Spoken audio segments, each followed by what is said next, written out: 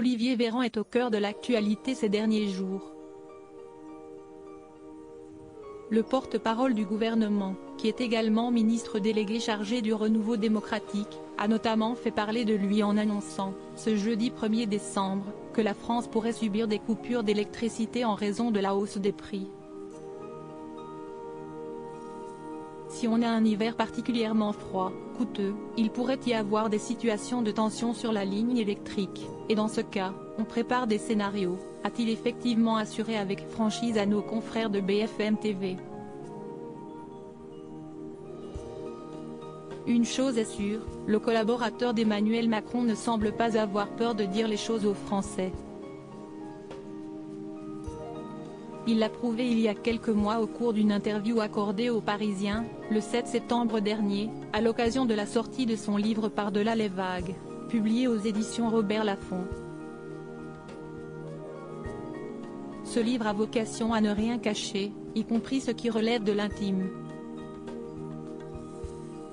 Pendant 2 ans, j'ai vécu dans mon appartement de fonction, oui, à 30 mètres de mon bureau au même étage. Pratique vu la période, avait-il révélé. Un appart dans son jus, avec un lit à matelas orthopédique qui grince, des années 1980. Et une équipe aux petits soins, avait poursuivi Olivier Véran, avant de dévoiler son mirobolant salaire. Comme tout ministre, je paye mes factures, un loyer au ministère, et je gagne 6 500 € net par mois après impôt, avait-il lancé sans tabou. Olivier Véran, Roselyne Bachelot. Ces politiques qui ont révélé leur salaire. Olivier Véran cache sur sa vie de ministre. J'ai touché du doigt le burn-out, un salaire qui peut sembler conséquent, mais qu'Olivier Véran n'a pas volé. Et pour cause, il n'est visiblement pas du genre à compter ses heures.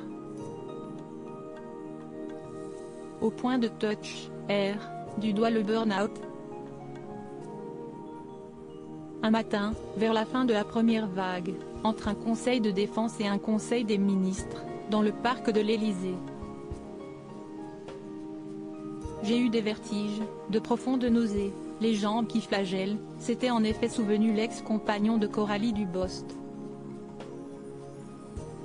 Ce gros coup de mou n'était pas surprenant au regard du rythme de travail éreintant qu'il avait à l'époque, l'épidémie ne lui laissant aucun répit.